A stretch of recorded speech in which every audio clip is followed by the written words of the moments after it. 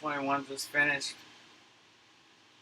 I was telling Dan, I'm so fucking wasted. I was shouting at my screen, going, "Yeah!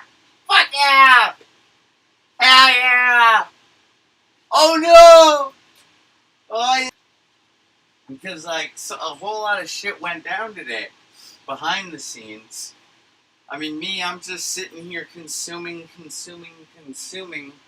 But the producers, they got to deal with this random stuff like GPUs dropping out and having to rely on software. Oh man, my picture finally updated. I hope I was streaming that whole time right now. Anyhow, yeah, man, the producers, they're talking about during the wrap up of the just like stuff went down, but amidst the chaos, it basically worked out because people like me didn't really notice too much. They were talking about the glitch during the first opening. Uh, the opening, the high part of the convention, and it's like the dropout lasted like a couple seconds, you know, and like I knew it was happening, but it's like as far as I could tell, it might have been my own internet connection. In fact, it's like, goddamn, I was like, no, I can wait. Okay, this is really good. It's like, okay. Oh, they're back. Okay, cool. It was a matter of seconds, the dropout. And the fact that a GPU dropped out and it just like kept working, hey man, I know what it's like to have to use a software GPU solution like VESA, do VESA, you rely on that all the goddamn time. It isn't like my graphics card collection is that great, but yeah, it was a good day. A lot of giveaways. I wasn't paying attention to much. I'm gonna try and hang out on the Discord app right now because like I heard about after parties happening and like it's all day. It's been in the Discord app. That was the place to be. But this is what I do. I do this at every con. It's like I basically zone in on the lectures. Like I look at the schedule and I figure out the ones I want to see. At a real life con, usually there's like 3 tracks or something crazy going on at once, and you really got to prioritize your time. And it's like it can be a little overwhelming, a little stressful, a little disheartening, because if your timing isn't perfect, you end up missing out on something that you completely didn't plan on missing out on. And you still got to have a good attitude in spite of that. So yeah, that's the con thing. You gotta just go with the flow. Yeah. I know that sounds cliche, but it's always good advice. People go with the flow. And yeah. Um, oh, the giveaways are crazy, dude. Like, they're giving away a legit Sans Institute like certificate thingy. Sans, dude. Like, I don't think I have my posters in here anymore. But I like to use this program on my Mac called like Razor Paste or Razor Post or something, where I can cut up graphics and then print them.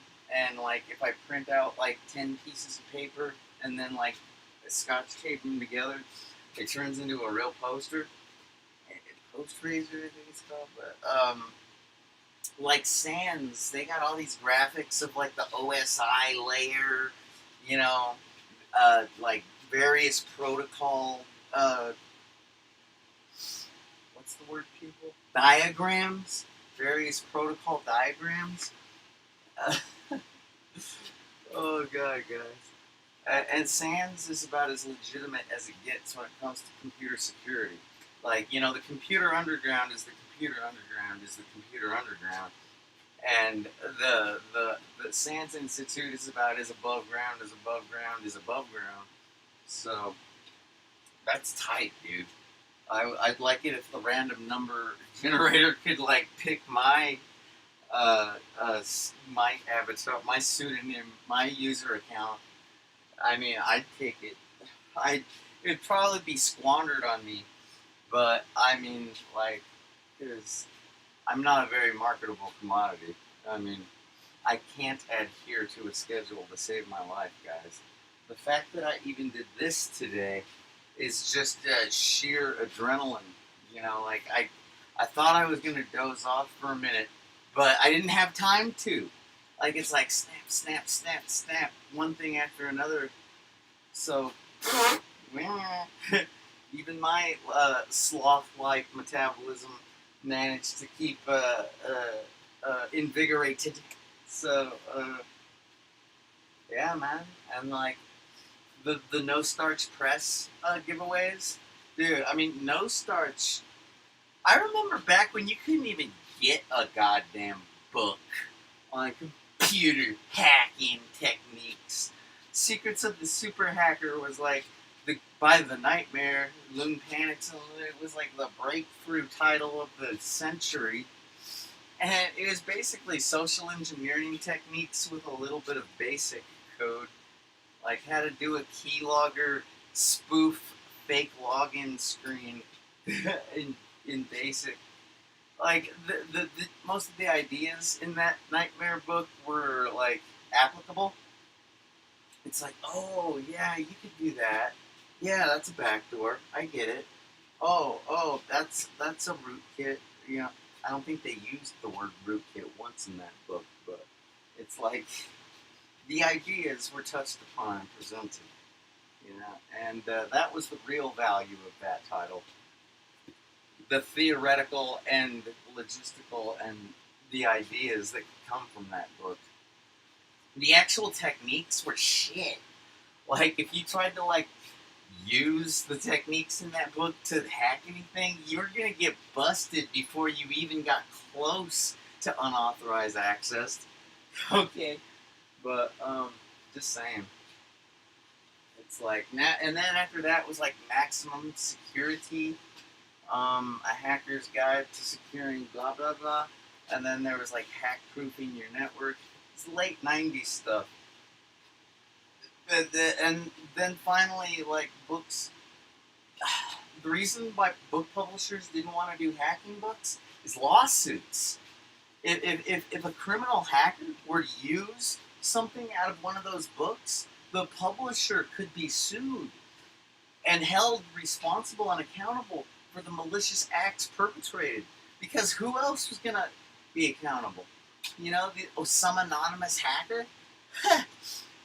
Oh, yeah, Dark Nightmare Wet Dream is going to be held accountable for millions of dollars worth of code damage. Blah, blah. It's like, get real. Yeah, they're going to hold the easiest possible culprit accountable. And if you're presenting knowledge, forbidden knowledge, to, you know, if you're being reckless, you're going to be held accountable. But once one publisher did it, then another, and then another, and then pretty soon the playing field was so open.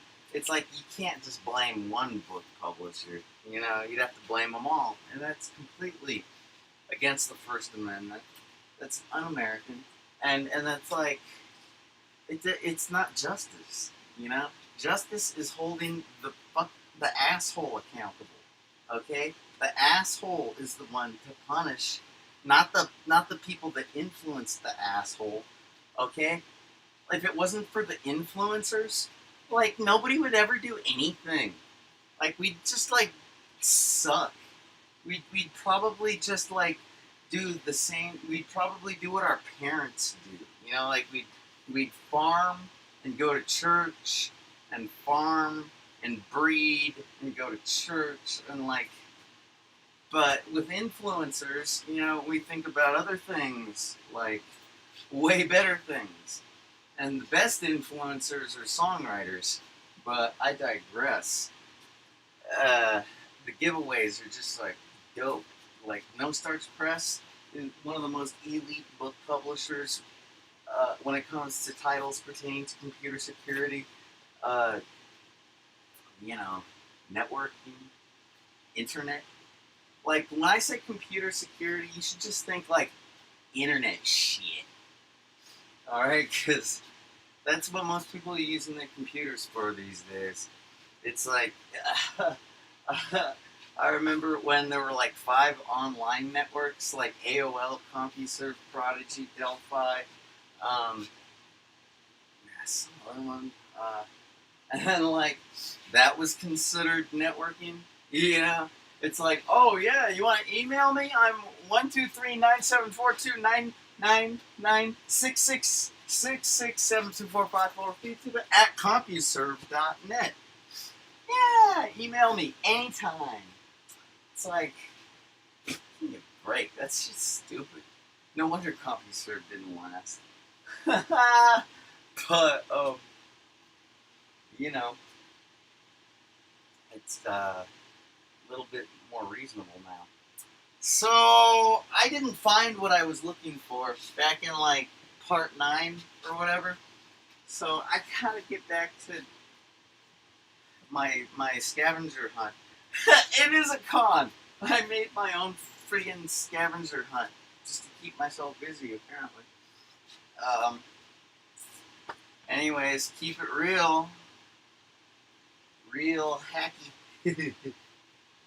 Okay, bye.